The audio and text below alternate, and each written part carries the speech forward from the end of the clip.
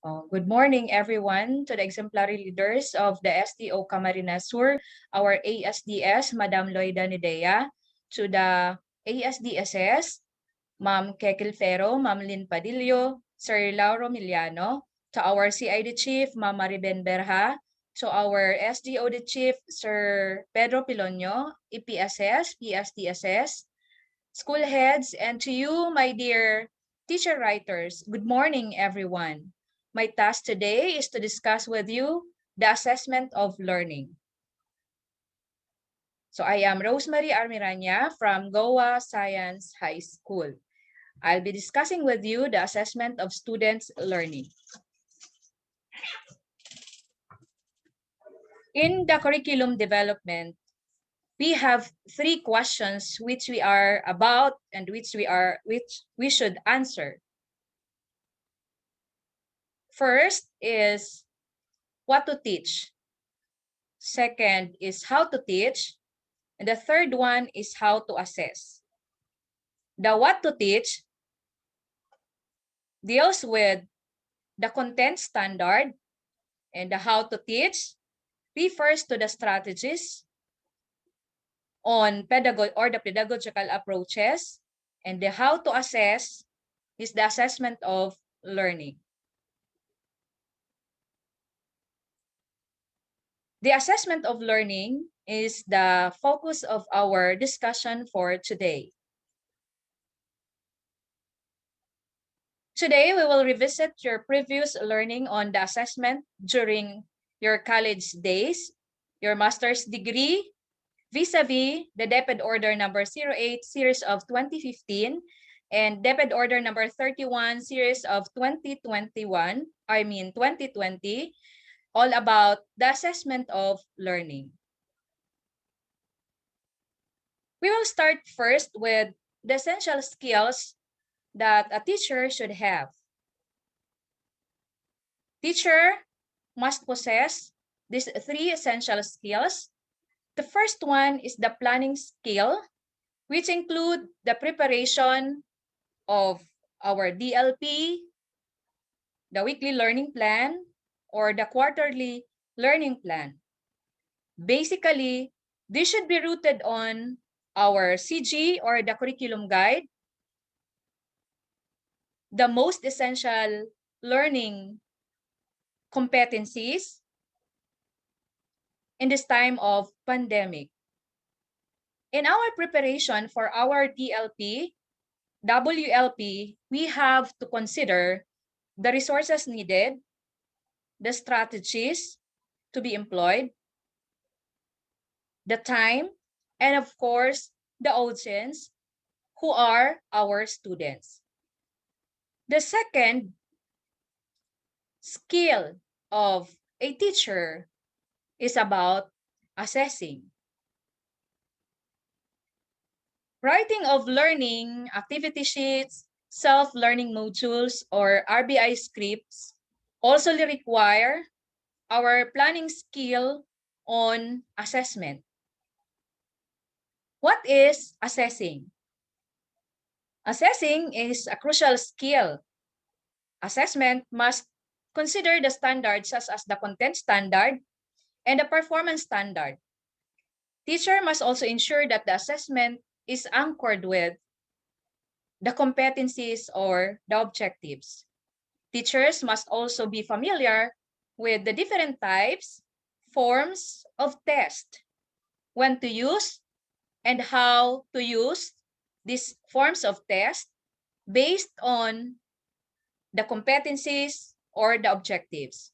Standards such as the content standards and the performance standards. But the most important consideration that we have to take into account is our student.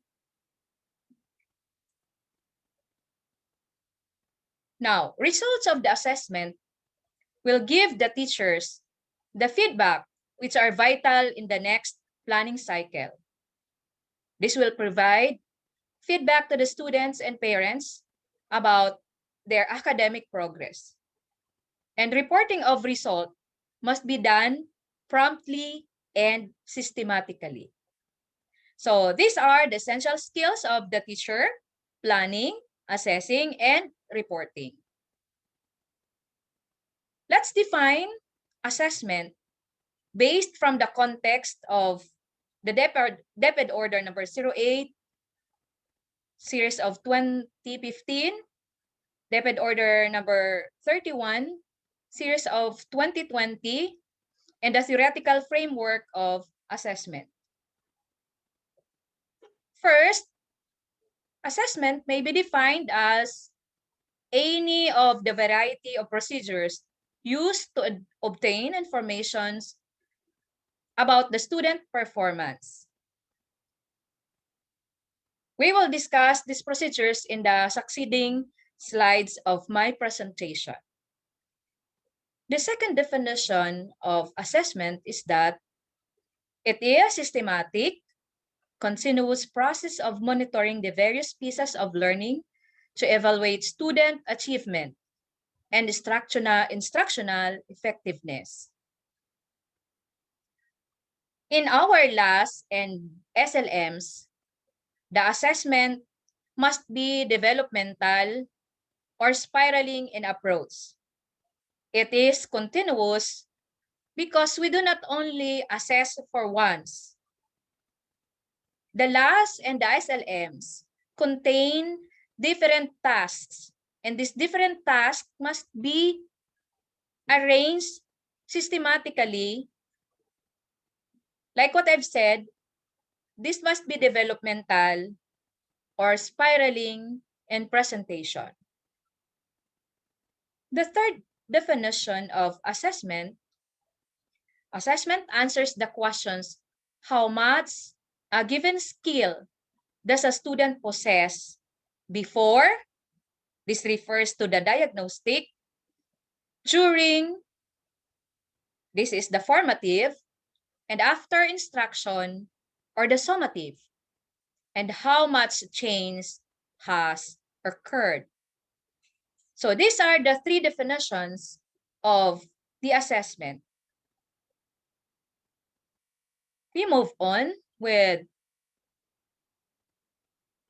the introduction to classroom assessment.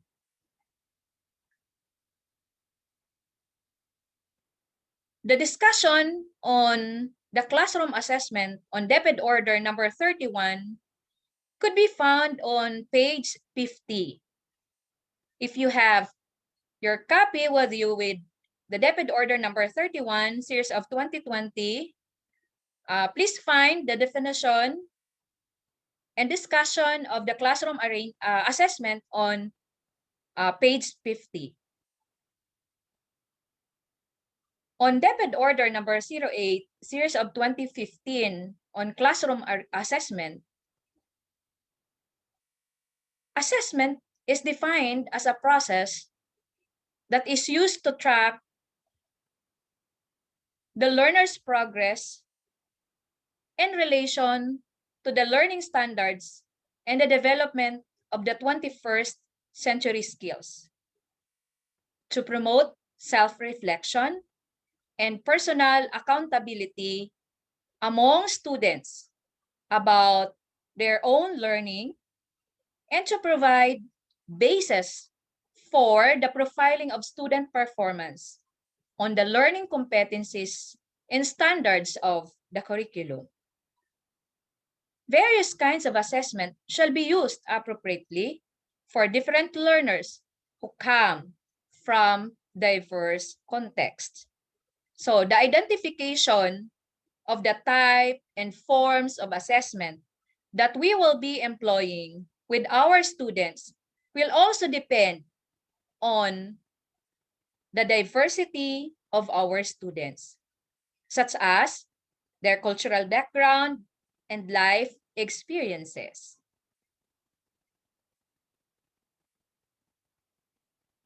Moreover, classroom assessment is an ongoing process of identifying, gathering, organizing, and interpreting quantitative and qualitative information about what learners know and can do. Okay? Moving on, teachers should employ classroom assessment methods that are consistent with curriculum standards. Dapat po, anchored yung ating assessment sa curriculum standard natin. It is also important for teachers to always inform learners about the objectives of the lesson so that the latter will aim to meet or even exceed the standards. In our SLMs, you were asked to unpack the MELCs. And you were asked to formulate 3 objectives with 1 cognitive, 1 affective, and 1 psychomotor. On the last, you will not unpack the MELC. State the MELC as it is. The teacher provides immediate feedback to students about their learning progress. Immediately after the conduct of the test and after checking the test papers of the students, the teacher must be responsible to promptly return the test papers to the students so that the students would know his or her or their progress. Classroom assessment also measures the achievement of competencies by the learners. Diba, pagka gumagawa tayo ng DLP,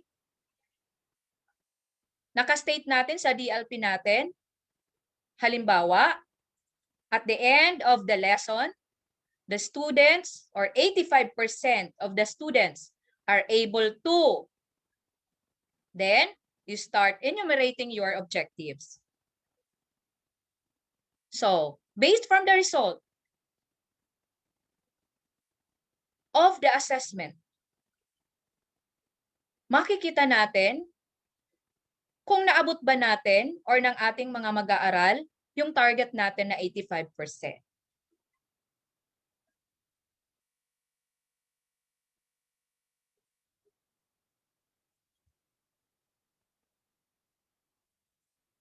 Now, we move on with our classroom assessment. So, what are the purposes and functions of assessment? First, the classroom assessment will inform the teacher about students' progress. It is important that a teacher has a record of the academic performance progress of each student.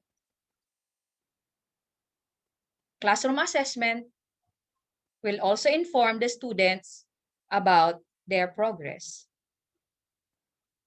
And the classroom assessment will also provide information on the academic progress of the students to the parents and to the future teachers of that particular student.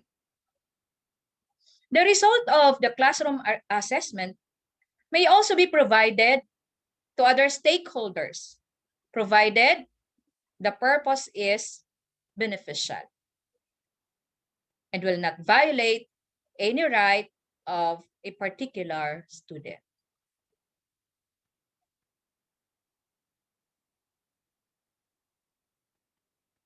Then, we move on to the scope of the classroom assessment. First, what are we going to assess? We will assess the cognitive behavior of the students. That's why we have our cognitive objective. And because we have our cognitive objective, we should also assess the cognitive behavior of the students. This will gauge the knowledge and information gained, intellectual and abilities. Second, we stated our affective objective, and therefore, we have to assess the learning of the students or the status of the students in terms of affective behavior. And these are the attitudes, interests, appreciation, and values of the students. And the third objective is psychomotor behavior. We provided psychomotor objective, and therefore we have to assess the extent of learning of the students in terms of psychomotor behaviors. What are these? These are the perceptual and motor skills and abilities in performing tasks. Okay, the classroom assessment may be classified into two general types. What are these two general types? We have the formative and the summative assessments. These formative and summative assessments may be also classified as traditional or authentic or alternative form of assessment. The formative assessment may be given using the traditional or the objective type of test, or this may be given using the authentic or the alternative form of assessment. Likewise with the summative assessment. In the succeeding slides of this discussion, we will discuss each type of the traditional and authentic assessments.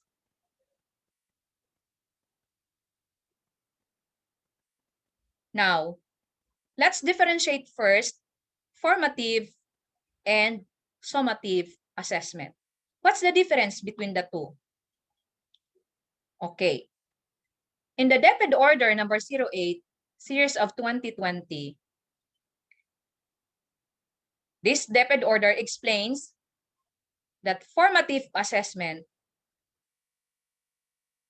the results are recorded but not graded. This is very important. I'll repeat. Results of the formative assessment are recorded but not graded. The results of the day-to-day quizzes are recorded to have a ready result of the student academic progress. But this should not be part of the basis for giving grades to the students. How many days we have for each quarter? Example, we have 40 to 45 days. And for each day, we give our student one quiz per day. The result will be recorded for us to have a tracking of the progress of our students, but the result will not be graded. Likewise, in our SLMs, we have formative assessments in forms of the performance tasks. In LAS, we can have 1 to 3 performance tasks, and all of these tasks are formative in nature. Likewise, in our SLMs, we also have different tasks arranged spirally or developmentally. And all these performance tasks are considered to be formative in nature. And therefore, results of this should be recorded but should not be graded. Ano pala ang pagbabatayan ng ating mga guro sa pagbibigay ng grade para sa ating mga mag-aaral? Still, we have to refer to DepEd Order number 31, series of 2020 as basis on giving grades to our students. Formative assessment may be given at any time during the teaching and learning process. This may be a paper and pen activity or a performance task for our students. Formative assessment may be seen as assessment for learning. So teachers can make adjustments in their instruction. The result of the formative assessment will serve as our feedback. And therefore, from the feedback, we will reflect on that and adjust our strategies in the delivery, in the conduct of the teaching learning process. Diba? Kaya nga sa regional memorandum natin tungkol sa paggawa ng LAS, sabi doon, ang LAS daw will advantage the teacher dahil tayo mga teacher ang nakakaalam kung ano ang tunay na sitwasyon sa kasalukuyang sitwasyon natin. And therefore, dahil tayo ang nakakaalam ng kasalukuyang sitwasyon, ay maia-adjust natin ang ating mga activities depende sa kakayahan at sitwasyon ng ating mga mag-aaral. Okay? It is also assessment as learning, wherein students reflect on their own progress. And then, results of the test may be promptly returned to the students for them to be able to reflect on their performance. The teacher may also advise or devise a scheme for the students to take reflection.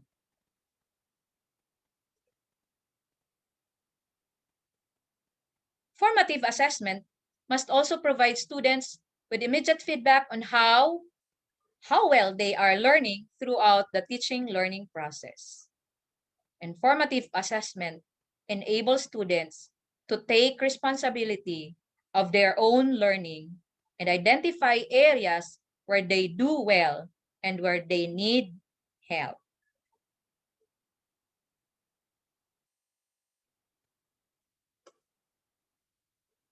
Okay? So next, we come now to the summative assessment or summative test. What is a summative test? Okay? So, summative test may be seen as assessment of learning which occurs at the end of a particular unit, lesson, or chapter, unlike the formative assessment. Summative assessment measures whether learners have met the content and performance standards.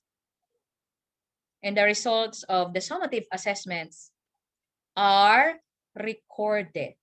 I'll repeat, the summative assessments results are recorded and used to report on the learner's achievement. Recorded and could be basis for giving grades to our students. So eto na po ngayon yung hinahanap nyong magiging batayan natin sa pagbibigay ng marka sa ating mga mag-aaral. And therefore, dahil hindi po natin pwedeng gamitin yung mga tasks natin, performance task natin na nakapaloob sa ating mga LAS at SLMs, ibig sabihin po, ang mga guro ay gagawa ng ibang summative assessment or summative test para sa ating mga mag-aaral. Iba sa kung ano ang matatagpuan na nakapaloob sa LAS at sa SLMs. Malinaw po tayo doon. So, DepEd Order number 31 is suggesting that there must be 4 written outputs and performance tasks that must be given to the students for each quarter. At yun po ang magiging nating batayan sa pagbibigay ng marka sa ating mga mag-aaral. At malinaw na hindi po yung mga tasks na matatagpuan natin sa LAS at sa SLMs. Primarily, the results of the summative assessment are reported to the learners and their parents or guardians. Okay? Ako po nung nagtuturo pa po ako, ang result or ang papel or ang summative test paper ng mga mag-aaral ay ibinabalik ko po sa kanila and I am requesting the parents to affix their signature on the result. For the parents to be informed of the performance of their student or child. Now, we come to the principles of high-quality assessment. Bakit kailangan po natin itong ikonsidera? Dahil po, ang quality or ang performance ng mga mag-aaral, ang achievement ng mga mag-aaral, ay malaki ang epekto ng kalidad ng assessment na ibinibigay natin sa kanila. Okay. Ano po ang unang principle to achieve high-quality assessment? First,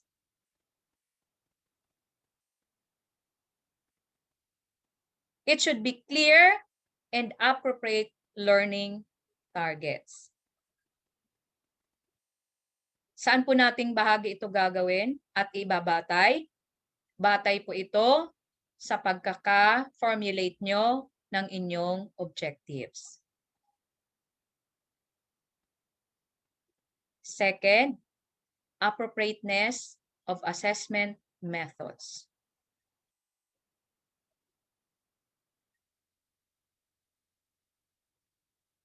Then, the validity, extent to which the test serves its purpose. Ano ba ang purpose natin sa pagbibigay natin ng formative assessment? Bakit po tayo nagbibigay niyan? Bakit tayo nagbibigay ng summative test? Okay? From the word form, hinuhubog pa lang natin yung ating mga mag-aaral. And therefore, wala pang mastery.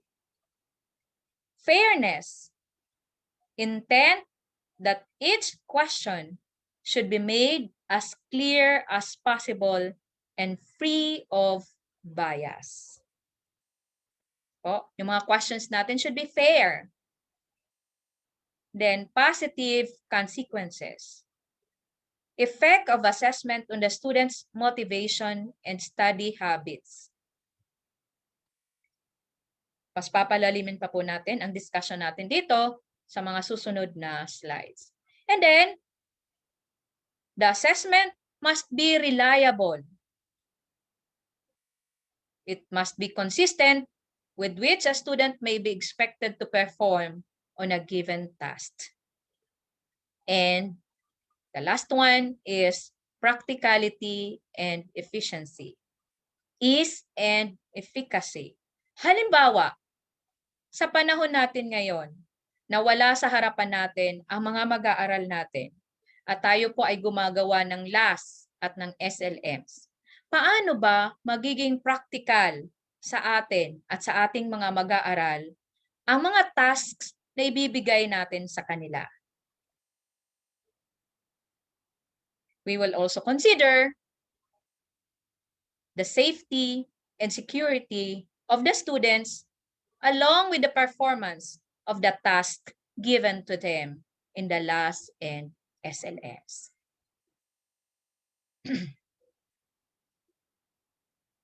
Okay, so these are the principles of high-quality assessment. Moving on with the unproductive uses of tests. Mayroon palang unproductive use of tests, no? Okay po.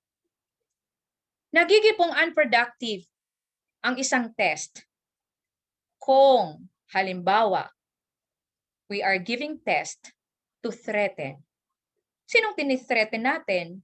Of course, sinong tinitest natin? Ang ating mga mag-aaral. Halimbawa, during the conduct of the face-to-face classes, there are times na very eager, very enthusiastic si teacher in the delivery of the lesson. Pero there are also times na yung mga mag-aaral ay hindi natin mapakalma, masyadong maiingay, at wala sa focus ang kanilang pag-aaral in a particular time. Kaya si teacher minsan sasabihin, okay, get 1/4 sheet of paper.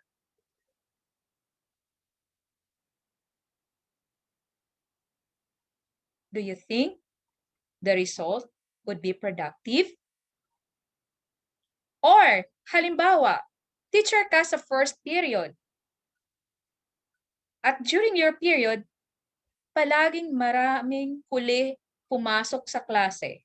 Kaya, you decided na during the start of the class, you will always give quiz or performance tasks para yung bata ay hindi na mahuli.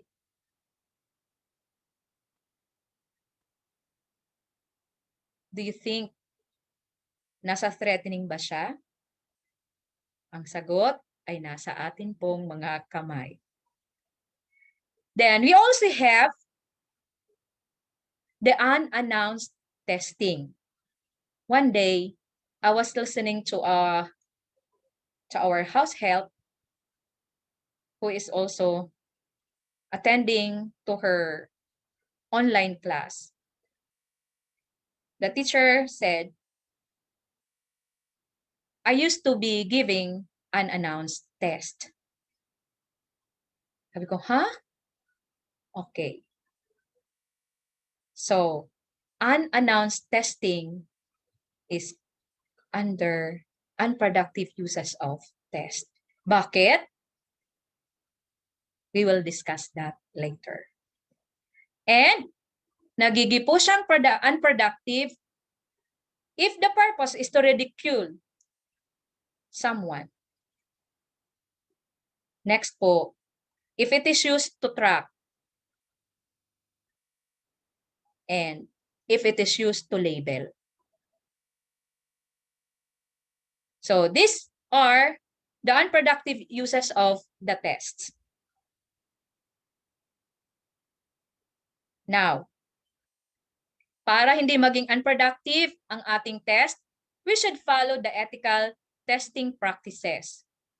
First, to be ethical, we have to inform the students in advance that they are about to take a test for them something about the nature of the test.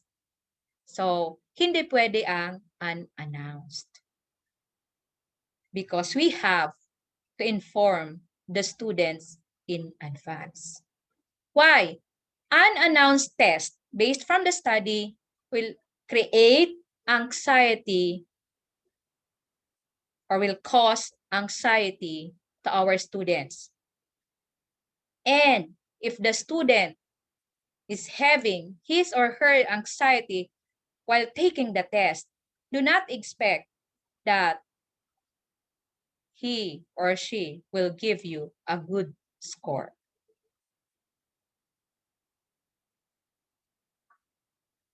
Mataas ba ang makukuha natin kung takot tayo habang nagtitake ng test? Mataas ba ang score na makukuha natin kung alam nating hindi tayo nakapaghanda? In the first place, ano ba talaga ang purpose natin? Ano ba talaga ang gusto natin? Pumasa ang ating mag-aaral o hindi? Of course, gusto nating pumasa ang ating mga mag-aaral. Second one is explain the mechanics of taking test. Paano ba sasagutan ang test? Paano ba isasagawa ang test? The students must be informed of this. That's why in our performance task, there must be a rubric. And the rubric must be agreed upon by the students and the teacher. Hindi lang si teacher ang nagde-decide sa rubric. Dapat kasali po ang mga students sa paggawa natin ng rubric. And that is one way of explaining the mechanics of the test. And then, motivate students to do as well as they can, as long as they are not threatened or made anxious about their performance. Minsan, yung motivation natin, akala natin na motivate natin yung mag-aaral. Yun pala, our words are causing anxiety to our students. Then, lalo na pag sa mga contest, ano po?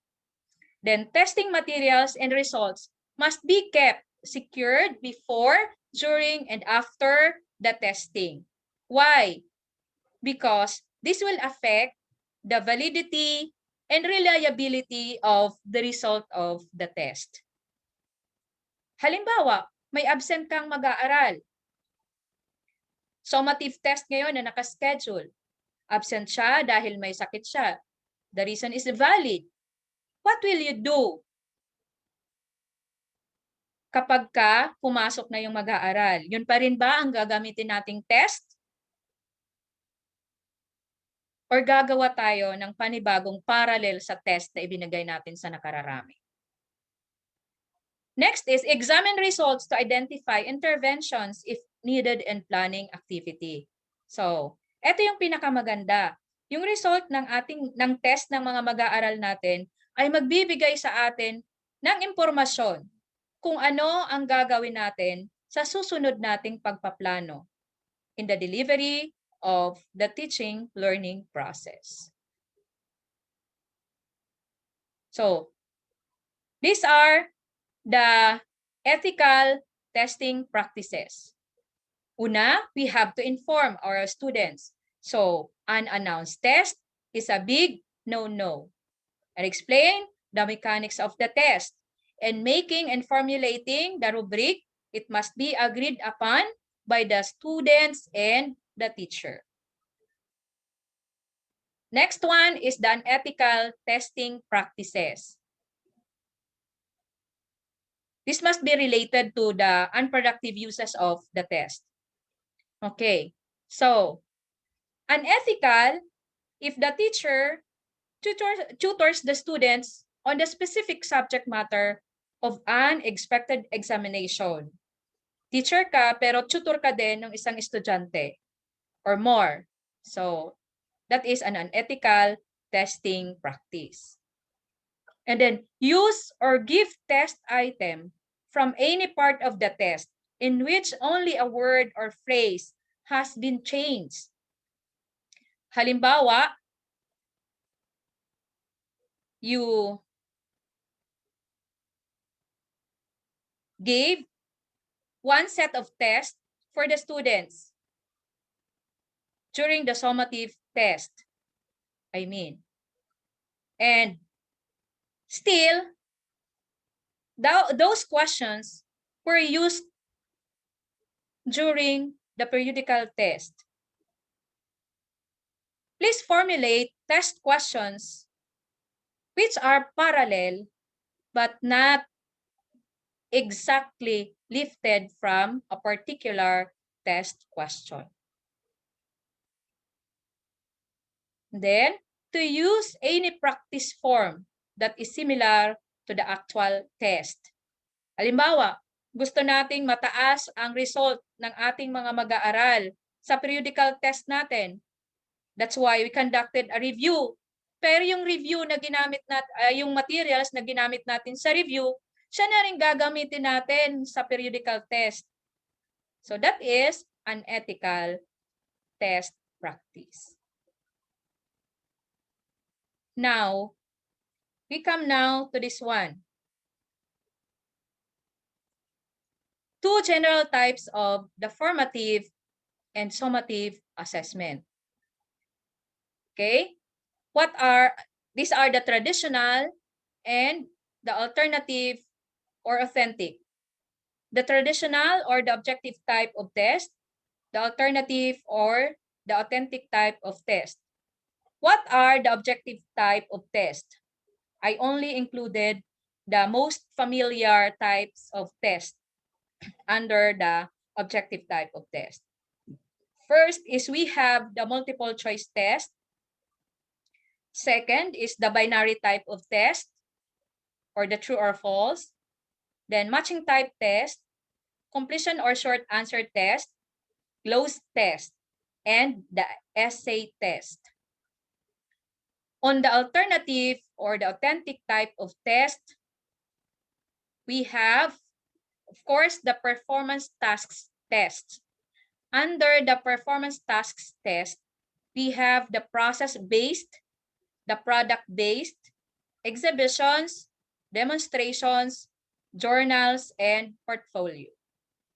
So these are the different types of tests under the performance or the alternative and authentic. So we will discuss this one by one.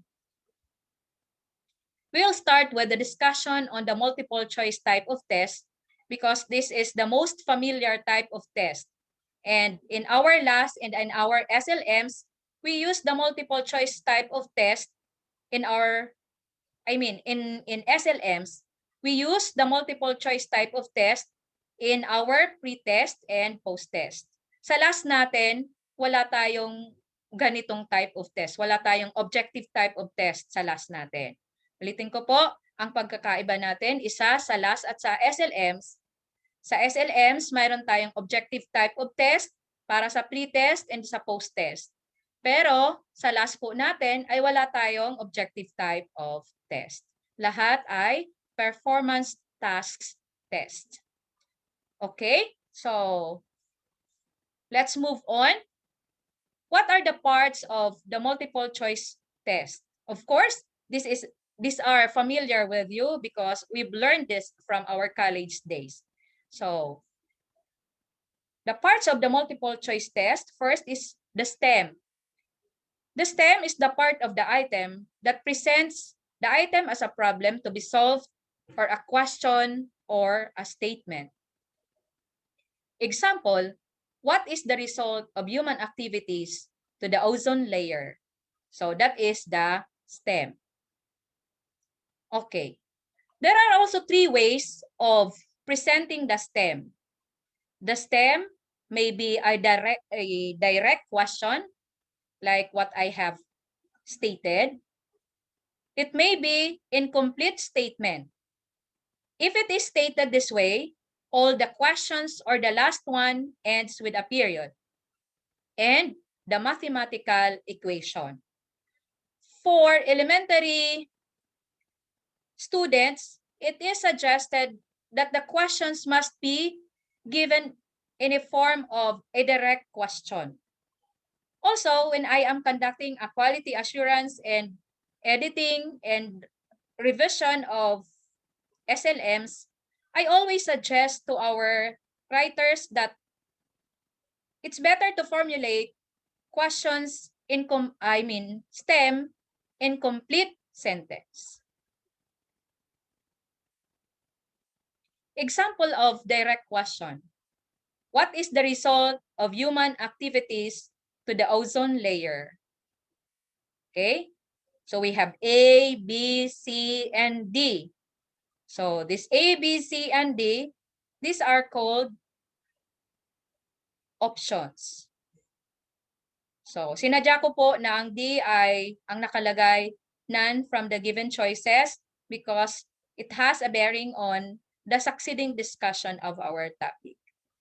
So yan po ang example ng direct question. Okay. How to develop a multiple choice type of test? First, the STEM should introduce what is expected of the examinee. If the question is asking for a name of a person, all options should be names of persons. Wala pong dapat ihalong iba para lang magkaroon tayo ng distractor. That would be a distraction of the test. If it is asking for a place, then it must all about a place. Next, there should be no repetition of words in the STEM and options. this is self-explanatory. Third one is avoid specific determiners. In AP, the longest the option, the highest is the chance that is the right answer. Di po ba? And also in other subjects. Okay? So if we can avoid that one, we must avoid po. Then number 4, use vocabulary suited to your students. So we use vocabulary for the students to be able to understand our test question and not to impress our students. Kung ang mga estudyante natin ay grade 4 pa lang, dapat yung vocabulary gagamitin natin ay yung akma sa kanilang kakayahan. Huwag po tayong gagamit ng mga high-polluting words na hindi akma sa kakayahan ng ating mga mag-aaral. Again, we should go back to asking ourselves, ano ba ang gusto natin? Makapasa ang ating mga mag-aaral o hindi? Yan po palagi ang dati nating iisipin when constructing test questions. Okay? State the STEM and options positively whenever possible. Okay? But if we cannot avoid to be stating the question in a positive statement, be sure that the negative words that we use must be highlighted. Then avoid inclusion of distractors which are of use. Halimbawa, you have the options A, B, C, and D. Dahil wala tayong naisip na ibang option para sa letter D, nilagay natin ay none of the above or all of the above. Minsan, nagiging obvious na yung letter D ay ang tamang sagot. That's why when I am conducting quality assurance of IMs, especially the SLMs, I would always suggest that a writer must offer another option for the letter D. Pero kung ginamit niya po sa number 1 ay none of the above, dapat sa lahat ng items, none of the above ang letter D para hindi po maging obvious na yun ang tamang sagot. Okay? Then, avoid inclusion of tapos na yan. Then, vary the placement of the right option. Okay? So, iwasan po natin na magkaroon ng pattern ang tamang sagot dahil may mga mag-aaral tayong wise test takers. Example, para maging madali sa pag-check natin ng papel, 1 to 5 A, 6 to 10 B, 11 to 15 C. So, mayroon siyang pattern. Kaya kahit hindi na po basahin ng estudyante ang mga susunod na sagot, alam niya na kung ano ang sagot. So, kung maaari po ay iwasan natin yon. And then, there should only be one correct option. Okay, example, which of the branches of the government enacts laws? A, Congress, B, House of Senate, C, Executive Branch, D, House of Representatives. Yung A, B, at D, lahat ay may kaugnayan sa bawat isa. So, this would create confusion to our students. Okay? Dapat mayroon po tayong isang pinaka-tamang sagot. And then, the use of the none of the above and all of the above. So, yun na po yung sinabi ko. Kung sa number 1 pong item natin ay gumamit tayo ng none of the above or all of the above, lahat po ng items, ang letter D natin, ay yun na po ang ilalagay natin, none of the above and all of the above. Otherwise, this will give our students the hint that that must be the correct answer. Then avoid trivial information from the options. Example, who was the president of the Commonwealth? A, Manuel L. Quezon, B, Manuel R. Quezon, C, Manuel M. Quezon, or D, Manuel E. Quezon. This must be avoided. Next.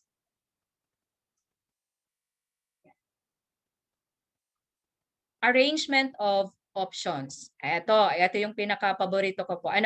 So, I always say to our writers that the result of the test is greatly affected by the physical presentation of the test or test questions. And because we can avoid this, so we must avoid this one. Example po, we can arrange the options aesthetically. One way of doing it is by arranging the options from the shortest to the longest. As in this example, A, Congress, B, House of Senate, C, Executive Branch, and D, House of Representatives. O, di ba? Mas maganda po siyang tingnan kaysa kung may mahaba, may maiksi, mahaba ulit, tapos maiksi ulit. Or, kung pare-pareho ang length ng options, you can arrange the options alphabetically. Kung pare-pareho ang length ng options. Or, you can arrange the options based on the magnitude of the options. Okay? So, ulitin ko po kasi laging ito ang inuulit ko talaga sa mga writers namin na we should present the test items aesthetically, meaning with art. Okay? Then for the number 12, the stem should be grammatically correct, should obey standard English rules of grammar and punctuations. There are words which could be spelled in other correctly spelled, like endorsement, I, or E, or other words. And it is suggested that we should follow the standard English rules of grammar and punctuations. And then the number 13, use 4 or 5 options. So, eto again po. If we started with 4 options, all throughout the items, we should have 4 options. If we started with 5 options, all throughout the items, we should have 5 options. Ano po? Kung alin yung nasimulan natin, yun na po ang ating ipagpapatuloy. Kung hanggang di lang, di hanggang di lang. Kung hanggang ika, hanggang ilahat. Ano po? Then avoid formulating question or questions which will provide answers to the succeeding questions. Example, you have your question for number 10 like this. When was Magellan killed in the Battle of Mactan? Of course, you should have your options. And in the number 20, where was the battle that killed Magellan happened? Number 10 question will give the answer for the number 20 item. Another, for number 2, it is an angle that has a measure of 90 degrees. For number 6 question, if angle ABC is a right angle, what is its measure? So, the number 2 and the number 6, either of the two will give a clue to the students as to the right answer. So, we must avoid questions like this po. Okay? So, these are the tips on how to formulate multiple type of test. Okay? Next is the different types of multiple choice test. First is we have the stimulus material STEM options. So here is an example of the stimulus material STEM options in literature. The teacher gave a passage followed by questions. So this reading is the stimulus. Okay, these are the questions relative or related to the reading given by the teacher. So we call that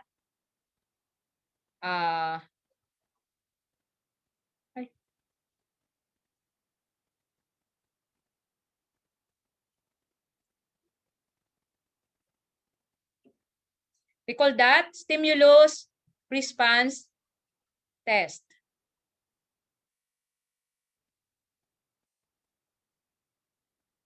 Okay, so the next type of test is the STEM options.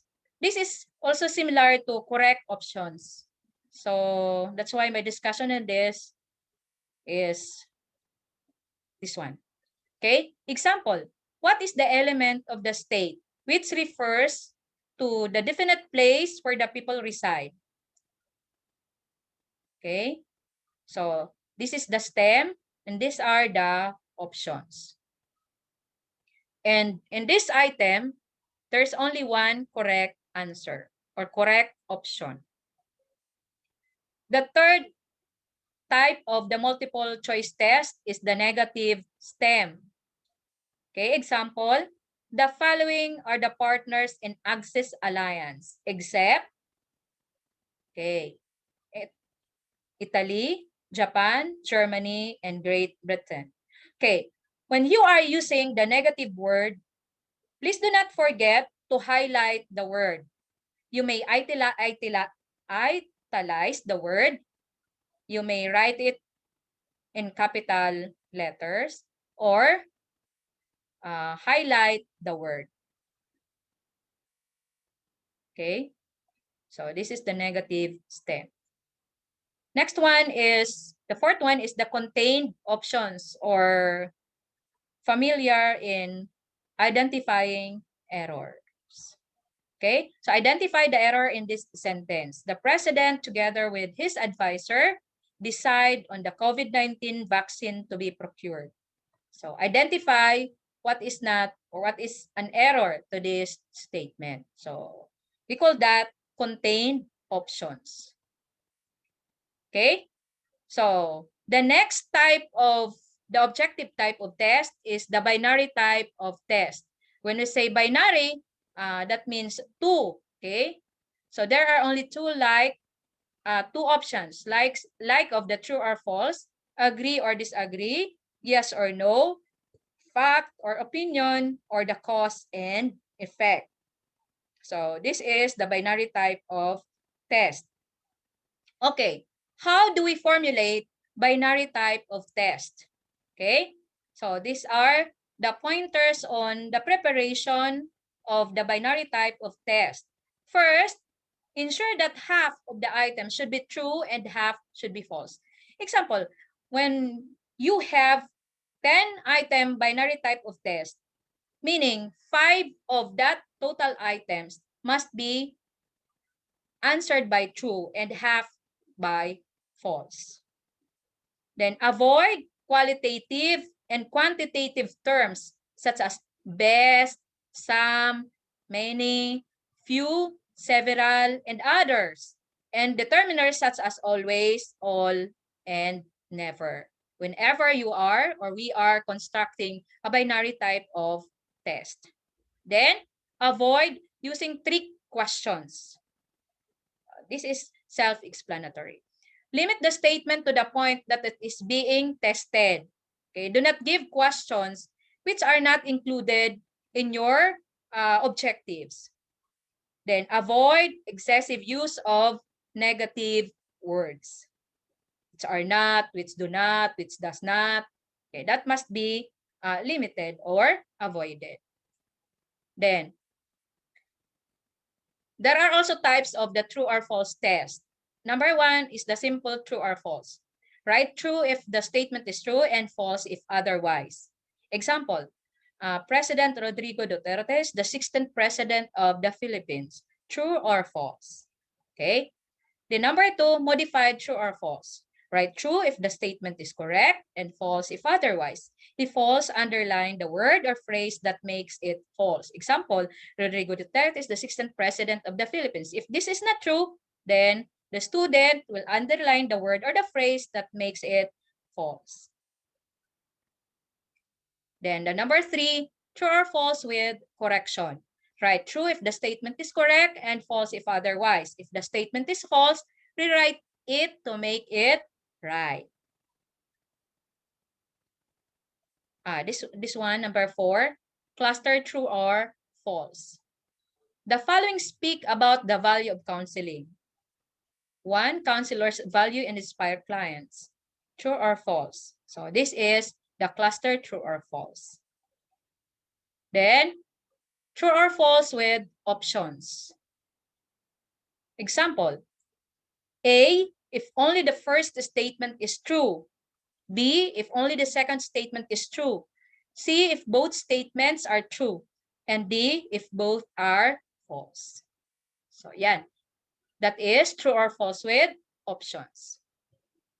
And we come to the third type of the multiple choice, third type of the objective type of test, the matching type test.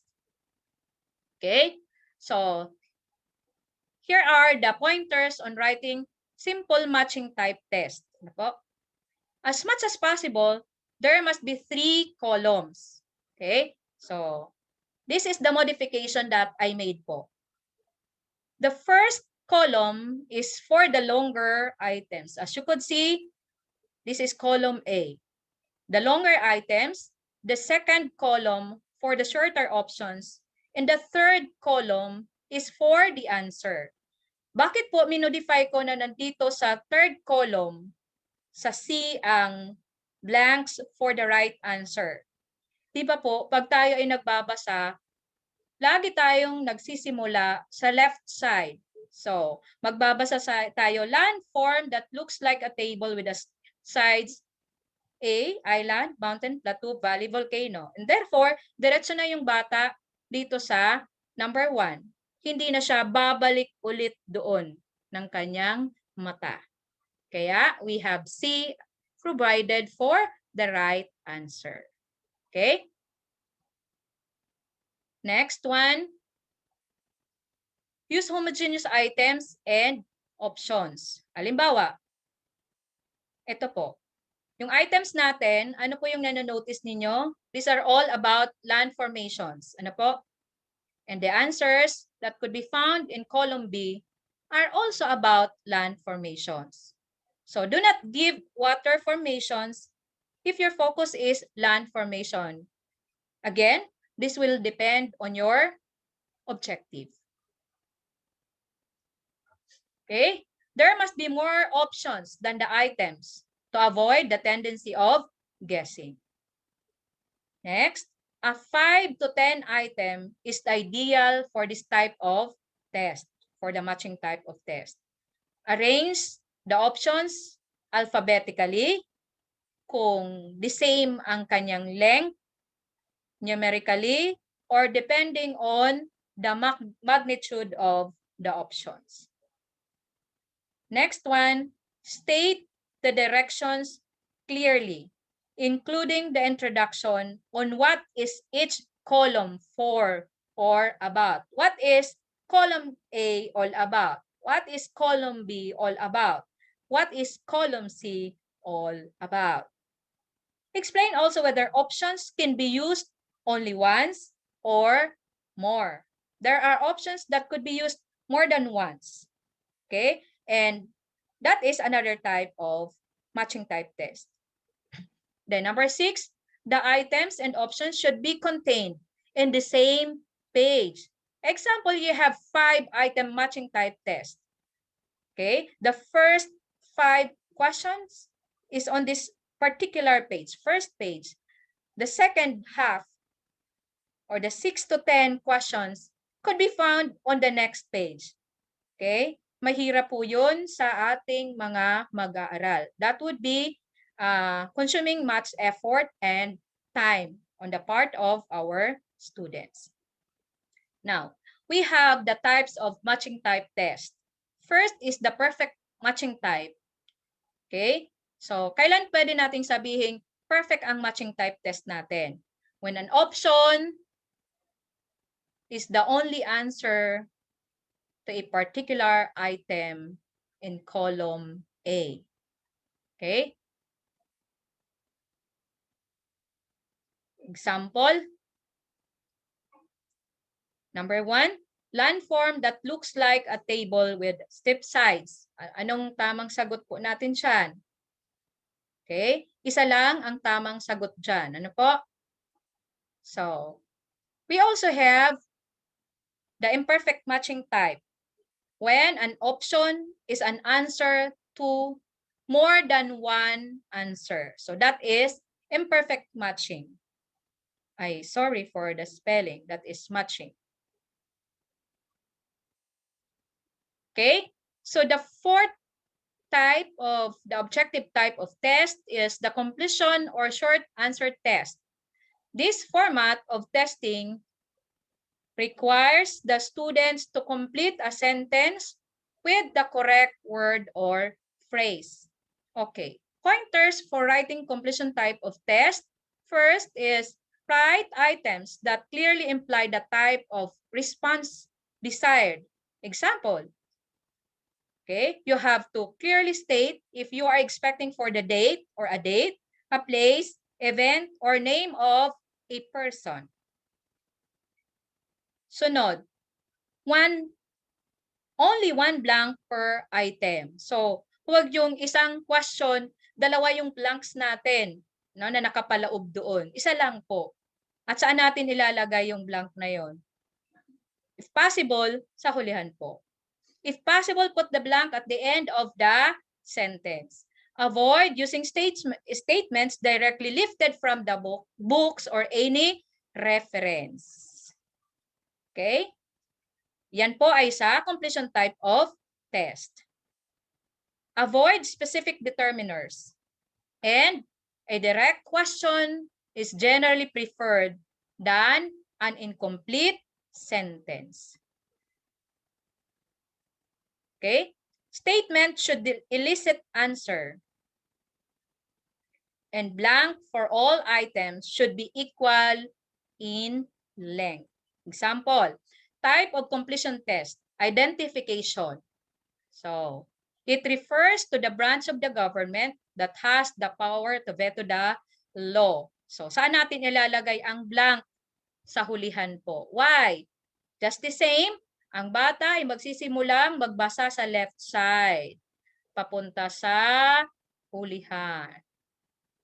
Okay?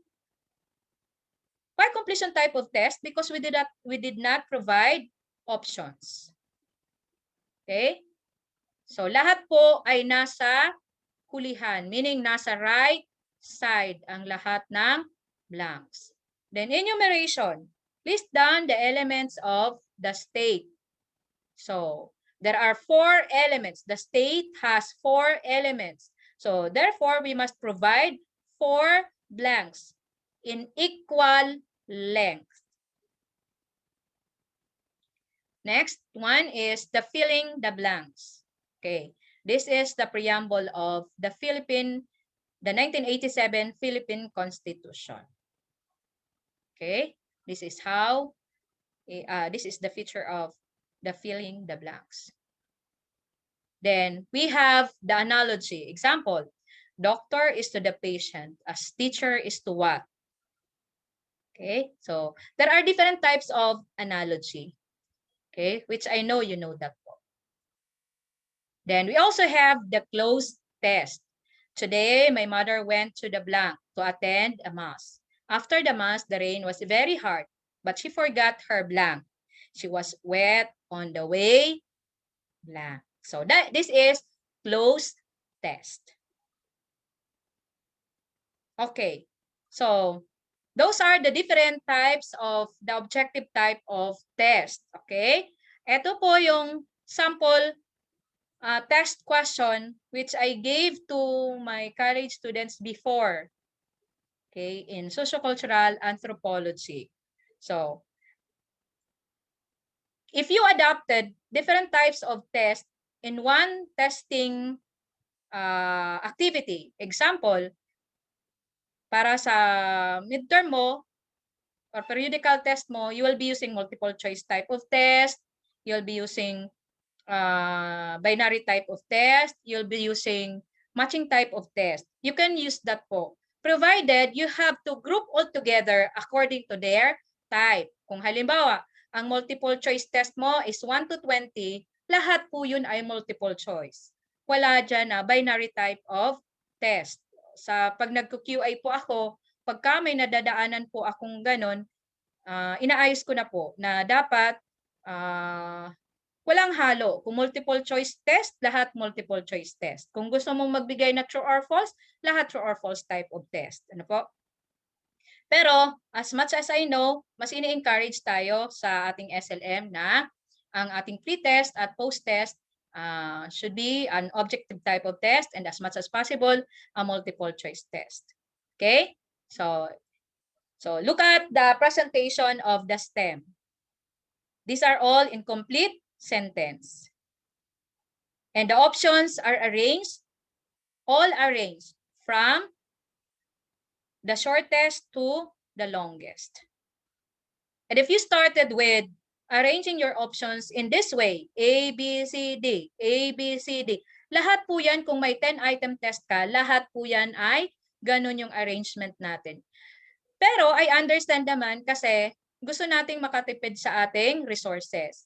Halimbawa po dito, A, B, pwede ring ang C at D ay dito. Ano po? Pero kung mas gusto natin na mas maging maganda yung ating test item, na po, ganito po yung arrangement natin. Okay? Sunod. O yan, 10 hanggang 19. So, lahat po yan incomplete sentence. Ang paka-formulate ng test questions at lahat ng arrangement ay from the shortest to the longest. As I've said, if you only have shorter options or short options, you may arrange the options alphabetically. Okay, yan na po. Ano po? So that is for the multiple choice type of test. Now, the second group is for the binary type of test. This is from 21 to 35. Lahat po yan ay binary type of test. Wala po siyang halo. Likewise, in the multiple choice type of test, wala ding halong ibang type of test doon. So, the third one is completion test. So, ito naman po ay lahat completion test. And then, matching type test, please notice that this is 10-item test. Lahat po siya ay nasa isang page lamang. So, ito po yung sinasabi kong nasa isang page lamang po siya. Yan. So, the column A for the statement or the items, for column B, the options, and C for the answer. Okay? Let's go back. Okay? So, kung makikita nyo po, meron ditong good luck, ano? Dahil gusto nating we want to motivate our students. Pero, huwag tayong maglalagay ng good luck na kung saan-saan lamang po. Di ba? Pag nagsasabi tayo ng good luck sa isang tao, ginagawa po natin to bago pa mangyari ang isang bagay. And therefore, kung ginugood luck natin yung student natin, dapat nasa unahan bago siya magsagot ng mga questions. So, it is not proper na ilalagay natin yung good luck at the end of the test. Ano po? For obvious reason. Tapos na siyang maghirap, saka pa lang natin siya sasabihan ng good luck. No? So, yan. Ulitin ko, sa unahan po ang good luck. You may also write some words at the end. Pero wag na pong good luck. Na po. Okay? So, that is for the first classification of the summative or formative, that is traditional type of test. By the way, going back here, ako I would always advise, and I always do it na, yung sagot, kung hindi naman, kasi dito ang instruction ko ay bilugan, kasi binibigay ko na sa mga mag-aaral ko noon ang test question. Pero kung nagtitipid tayo at gagamitin pa natin yung isang set sa ibang sections, huwag nating lagay dyan na encircle. So be clear with the instruction. Kung ito na po ang ipapagamit natin sa mga mag-aaral, kung hindi encircle ang inyong sasabihin, write the letter of the correct answer on the blanks provided. So ang blanks po natin yan, 1, dito po yung blanks natin sa right side. Again, nagsisimula tayong nagbabasa, sa left, nagtatapos tayo sa right, and therefore yung answer natin ay nasa right. Ginagawa nating nasa lahat ng blanks ay nandito para maging madali sa atin ang pag-check ng papel. Pero sana po ay nandito sa right. Kasi that is in conformity with the physiological characteristic and capacity of a human individual. Okay? So next type is the alternative type of test or the performance tasks. Okay, so in DepEd order number 31, series of 2020, which is the guidelines that we are following at this time of pandemic. I hope every one of you has the copy of the DepEd order number 31, series of 2020. If you have with you the copy of this DepEd order, you may browse while we are discussing the performance task. Okay, so this performance task, ito yung ginagamit nating assessment sa ating LAS. Wala tayong traditional type of test sa LAS. At sa ating SLMs, marami tayong nilalagay na performance task. Okay? That's why we should be very familiar with this. Kung mayroon na po kayong kopya ng DepEd Order number 31, series of 2020, malaking bagay, malaking tulong po ito sa inyo kasi hindi na kayo mahihirapan mag-isip kung anong performance task ang ibibigay nyo sa mga bata. Depende sa inyong objective dahil po ito ay nakapaloob na sa Annex B ng ating DepEd Order number 31, series of 2020. Pipiliin nyo na lamang po kung ano ang angkop sa inyong lesson at sa inyong objective. Okay? So, here, DepEd Order number 31, series of 2020 defines performance task as the assessment tasks that allow learners to show what they can know and are able to do in diverse ways. No? So, that's why in our performance task, we will be expecting varied answers or responses from our students. They may create or innovate products or do performance-based tasks, including skill demonstrations, group presentations, oral work, multimedia presentation, and research projects. All these things are examples of performance tasks, and this can be found on our DepEd Order number 31, series of 2020. Kaya please, to our writers, be familiar with our DepEd Order number 31, series of 2020 para hindi na po kayo mahirapan mag-isip kung anong task ang ibibigay nyo sa particular objective. Okay? So Annex B provides a list of the summative assessment tool which include the performance-based task. No? Annex B. I think that is page 14 of the DepEd order. Okay, so these are the performance tasks forms. Okay, a performance task may be process-oriented assessments which gives emphasis to the process in doing the task. Okay, example, during our face-to-face teaching learning process in science, you have your experimental or experiment, conduct of science experiment. Okay, the procedures on how a student conducts the particular activity can be qualified under process-oriented performance task. And then product-oriented gives emphasis to the product or overall learning outcome. Example, when you are asking your students to create collage, the output there, the product there is the collage. How the collage was made is the process. Okay? Journal, ongoing record of events, experiences, and reflections on a given topic. Okay? Sa science experiment, sa research, sa research, ang mga bata ay dapat mayroong logbook o record book kung saan nakalagay ang journal ng progress ng activities nila sa kanilang research. Chine-check po yun ng teacher yung journal na yon. And then portfolio. It is a systematic and organized collection of selected students' outputs over a specified period of time. Halimbawa, you ask your students to prepare his or her portfolio for the first quarter, second, third, or fourth, for the first semester or second semester.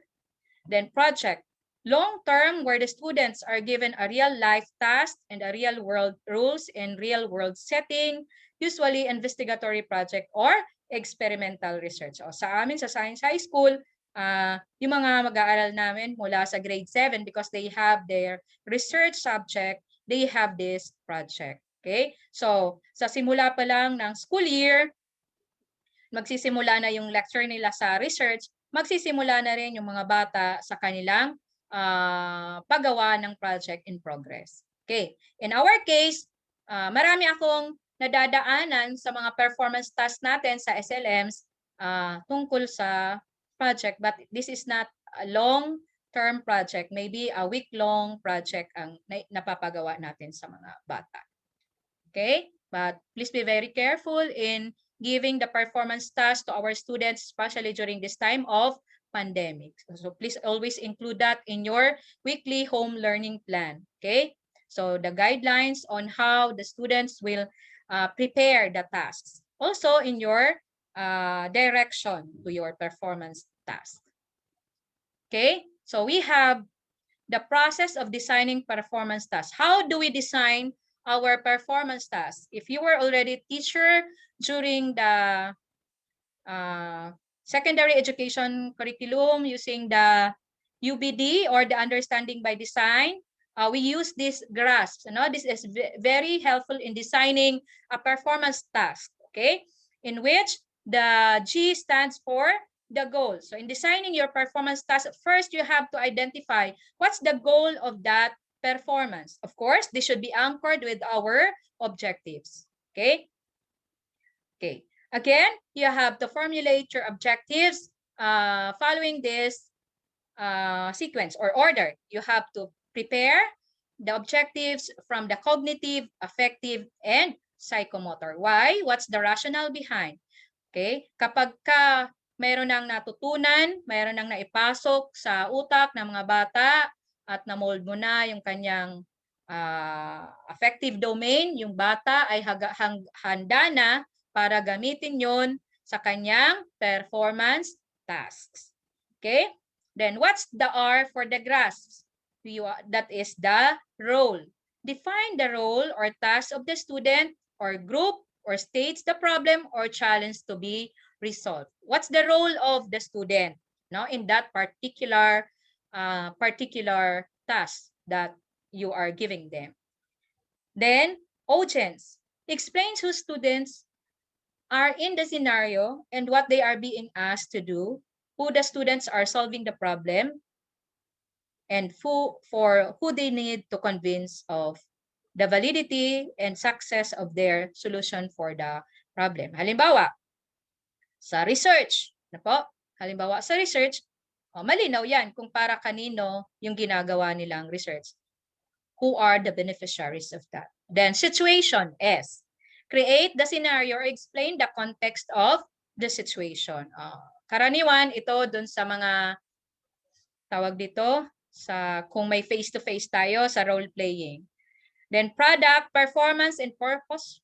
Paint a clear picture what and why of the product, creation, or the performance. What is the performance challenge?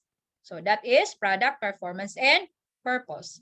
Then S for the standards and criteria for success. O nandito na ngayon yung rubric natin. Paano ba bibigyan ng marka yung mga bata batay sa kanilang nagawa? So napakaganda po ng graphs na ito at pwede nyong makita.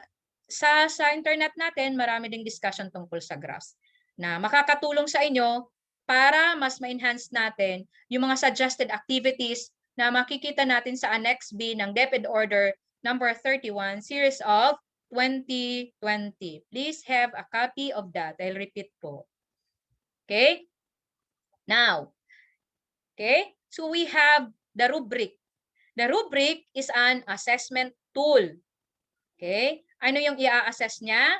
Yung performance task na ibinigay natin. Ano ang gagamitin natin to assess the performance? We will have to use the rubric as the assessment tool. Okay, there are two different types of rubric. First is the holistic and the analytic. Okay, so what is holistic? Gives the overall traits of the performance. Assigns a level of performance as a whole. Kaya nga holistic. Then analytic describes the quality of the performance in each criterion, articulates levels of performance for each criterion. Ito yung medyo challenging sa atin pagdating sa performance task na ginagawa natin, yung pag-craft natin ng rubric. Okay. Okay. Let's have an example of the analytic rubric for a poem recitation.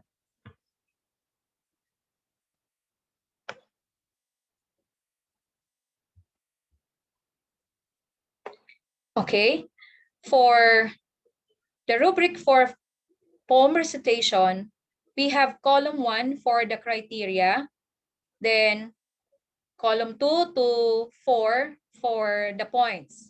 So for the criteria for the poem recitation, first we have the number of appropriate hand gesture. Second, for appropriate facial expression. Third is for the voice inflection. Fourth is incorporate proper ambience through feelings in the voice. So first we have 5 points. What are the conditions or the indicators that the student should meet in order for him or her to get 5 points in this particular criterion? Okay, to get 5 points for criterion number 1, a student must demonstrate 10 or more appropriate hand gestures. To get 4, a student must demonstrate 5 to 9 hand gestures. And for 3 points, 4 or less appropriate hand gestures. For the second criterion, appropriate facial expression. To get 5 points, 10 or more appropriate facial expressions must be shown by a student. For 5 to 9 appropriate facial expressions, or 3 points for 4 or less appropriate facial expressions. And for the voice inflection, 10 or more appropriate voice inflection, a student will get 5 points. For 5 to 9, a student will get 4 points. For 4 or less, 3 points. Incorporate proper ambience through feelings in the voice. If the student was able to demonstrate 10 or more appropriate expression of feelings, a student will get 5 points. And 5 to 9 appropriate expressions, a student will get 4 points. And 3 points for 4 or less appropriate expression of feelings. So that's for the analytic rubric. Let's take a look at the holistic rubric for the same performance tasks.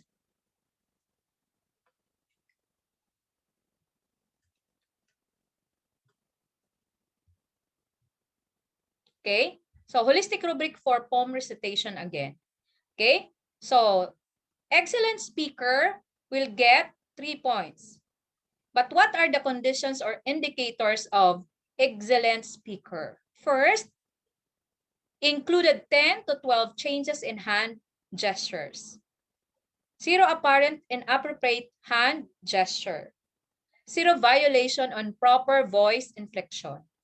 And 0 inappropriate expressions of feelings. So that is 3 points, excellent speaker. Good speaker will receive 2 points, provided a student must be able to display the following indicators. Included 5 to 9 changes in hand gestures. 1 to 2 inappropriate facial expressions. 1 to 2 voice inappropriate voice inflection. And 1 to 2 inappropriate expressions of feelings. 1 point for a developing speaker. So I use the word developing instead of poor speaker because that indicates negative connotation. So as I've said, we must use encouraging words in our indicators or criteria. Developing speaker will get 1 point if there are 1 to 4 included changes in hand gestures, 3 or more inappropriate facial expressions, and monotone voice, 3 or more inappropriate expression of feelings. Okay, so this is the holistic rubric for poem recitation. So I hope you are now guided on how to develop or craft your rubric for different performance tasks that are included in our LAS or SLMs. Okay, so for your guide, please use Annex B of DepEd Order number 31, series of 2020, which provides sample of summative assessment tools that qualify as performance tasks in various learning delivery modalities. Again, please have a copy of DepEd Order number 31, series of 2020 as our guide in the assessment of the students' learning in this time of pandemic. Okay, references for this discussion are here displayed. That's all for my discussion for the assessment of students' learning. Thank you very much, and I wish good luck to our writers for Bicol culture and other learning areas for LAS, SLMs, and other IMs. Again, thank you very much and good luck.